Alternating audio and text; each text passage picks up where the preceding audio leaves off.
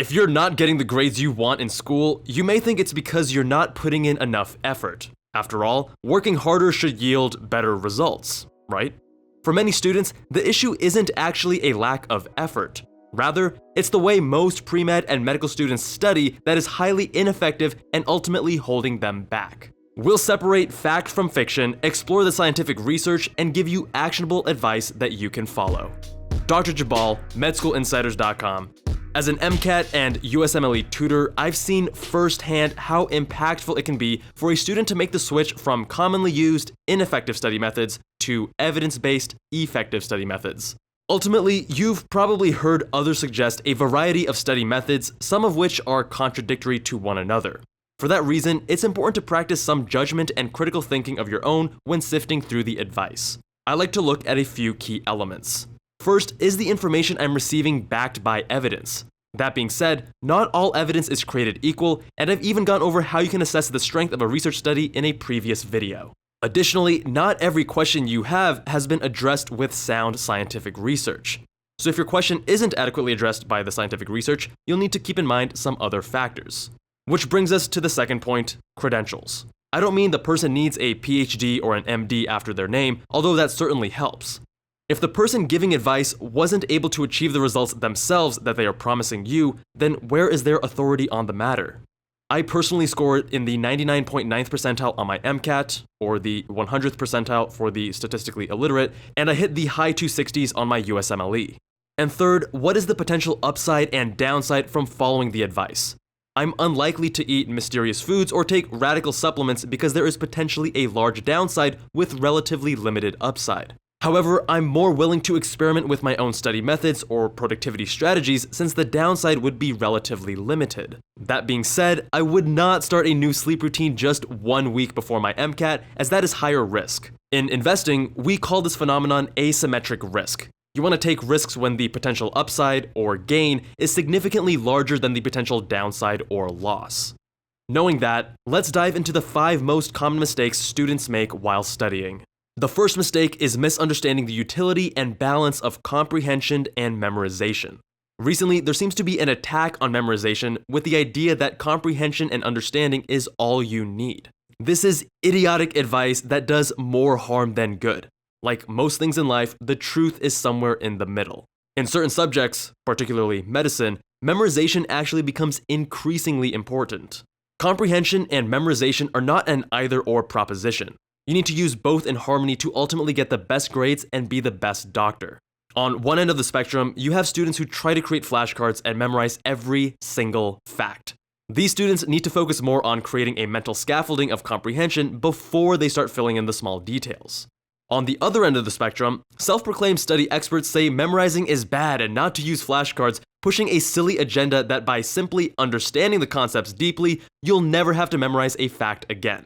That is a load of bull honky and more marketing ploy than substance. Sure, in cardiology, having an understanding of pressure volume loops and basic fluid dynamics is foundational, and trying to memorize these relationships rather than understand them will prove detrimental. This is why so many students find cardiology particularly challenging. It's heavy on concepts. On the other end of the spectrum, anatomy is heavy on memorization. Understanding the relation and functions of different body parts helps in memorizing this important information, but at the end of the day, using a mnemonic device to memorize the branches of the external carotid will take you much farther than simply trying to understand it. Prior to starting plastic surgery residency, I spent a year teaching anatomy to first and second year medical students. I also spent considerable time tutoring students for both USMLE Step 1 and Step 2. I found that different students require different approaches, as do different subjects. For anatomy, students benefited most from learning memory tricks and mnemonics. Comprehension could only take them so far. For students struggling with renal or cardiology, we had to focus more on comprehension, as memorizing facts without a solid foundation has little utility. I've covered additional details in how to balance memorization and comprehension in a previous video. Now, I'm guilty of this next one. Back in college, I often studied by rereading my notes, which is terribly inefficient. By rereading notes or re-listening to a lecture, you're spending most of the time hearing things you already know. That time would be better spent applying your new knowledge with spaced repetition to improve memory consolidation, challenging the newfound knowledge with practice questions, or learning about it from a different angle to address inconsistencies or holes in your understanding. Don't worry about making sure that you heard every single last word. You can still set the curve and have top marks if you miss a small detail here or there. For the MCAT and USMLE, students often brag about how many passes they've done through their prep books, such as first aid. There's nothing wrong with referencing the text, particularly when you see a gap in your knowledge, but reading the whole thing cover to cover multiple times is a perfect example of the law of diminishing returns in action. This next mistake is a perfect summation of the previous two. Students have pride in how rapidly they listen to a lecture recording or podcast. Oh, you listened at 1.5x? I was at 2x. Oh, you only did 2x? I'm more of a 3x kind of guy. Here's the reality. I personally rarely went over 1.5 or 1.7x for lecture recordings, but I had many friends who were going at 2x or even faster. But guess who was getting better scores in class on the MCAT and on the USMLE? I'll let you figure that one out. Don't fall into the trap of thinking that listening at higher speeds is always better. I consider myself very fast when it comes to learning new information and test taking. I'm usually one of the first to finish my exam or think through a challenging concept presented in class. Yet I still choose to listen to my lecture recordings at a moderate speed. So what gives? When you are presented information for the first time, it's not a race to hear the words as fast as possible. Your goal is to comprehend what is being said and build a mental scaffolding of understanding as you go. By going at too rapid a pace, you end up comprehending much less as you're unable to make the necessary real-time connections. The rate I chose varied based on the subject material, the lecturer, and how fresh and alert I was feeling. As someone who processes relatively quickly, I found my mind wandering while waiting for the speaker to get to the next topic. Therefore, I sped up the lecture to the point that I was able to maximize both engagement and therefore understanding without compromise. If you want to know more, I made a video about speed reading which goes over these details in more depth. Despite being commonly used, highlighting has been demonstrated to provide little or no benefit for students studying for a test and may even worsen inferential recall. This detrimental effect on higher level functions may be due to highlighting drawing attention to individual items rather than to connections across items. This goes back to the balance between comprehension and memorization. For most of your college courses, and certainly for the MCAT and USMLE, you'll need to rely on critical thinking and higher level functions to perform optimally.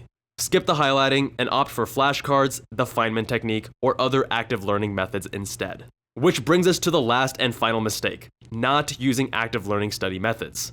Across multiple studies, active learning methods have consistently demonstrated far superior results. There are two primary ways you should be practicing active learning. First, self-testing. A study of Texas medical students demonstrated that time management and self-testing were the strongest predictors in academic performance, more so than even GPA or MCAT scores. Studies have also demonstrated that practicing retrieval produces greater gains in meaningful learning. More specifically, test results up to 50% higher than concept mapping and 100% higher than reading alone. Taking practice tests frequently and regularly is one of the best ways to prepare for exams, particularly for the MCAT and USMLE. But many students push their practice tests too far off, focusing only on content review in the early stages of prep. However, the benefits of taking practice tests occur even when you don't have as solid of a foundation, as you're not only learning and consolidating new information effectively, but also learning how to apply said information. Second, spaced repetition. In short, spaced repetition helps consolidate working memory into long-term memory, which is ultimately what you want on test day, thereby allowing you to spend your brain cycles on applying the information rather than remembering it. Cramming may work for quizzes and smaller tests, but you're not going to remember the information long-term, and cramming simply won't cut it for larger tests like the MCAT or USMLE. Spaced repetition is daunting, and the overwhelming majority of students do not practice it effectively. For that reason, I've created an entire playlist on how to use Anki, the best spaced repetition software for pre-med and medical students. Link in the description below. These are the most common mistakes I've seen from personally tutoring and mentoring dozens of students. But there's even more that I wasn't able to fit into this video. If you have not already, be sure to check out my Study Less, Study Smart video where I cover the study methods I learned in medical school, but I wish I knew in college. It's already over 1 million views and counting, and I have received hundreds of messages from students who have drastically improved their grades after implementing the advice within this video. I hope you find it helpful as well. Link in the description below. Following the advice from our videos and blog posts will take you far. It took me years of experimentation and tweaking to finally get consistent and excellent results that allowed me to match into a hyper-competitive surgical subspecialty. If you aren't getting the results you want in university or medical school, our tutors at medschoolinsiders.com can help. Whether it's the MCAT, USMLE Step 1, or any other pre-med or medical school test, we can help. Our tutors scored in the top percentiles and can help you to do the same. If you regularly watch our YouTube videos, chances are you know how heavily we emphasize the importance of systems in generating desirable results. And our tutoring is no different. We have painstakingly taken months of crafting the systems in place to provide the best quality tutoring. We examine your test-taking strategies, study methods, roadblocks and sticking points, and customize a tailored plan to optimize your performance on test day. Visit medschoolinsiders.com to learn more. Thank you all so much for watching. Are there any other studying or test-taking myths that you want me to cover in an upcoming video? Let me know with a comment down below, as that's how I know what it is that you guys want to see. New videos every week, so make sure you're subscribed. If you want to chat with me in real time, enable the notification bell as I'm in the comment section during the first hour after a video uploads. Much love to you all, and I will see you guys in that next one.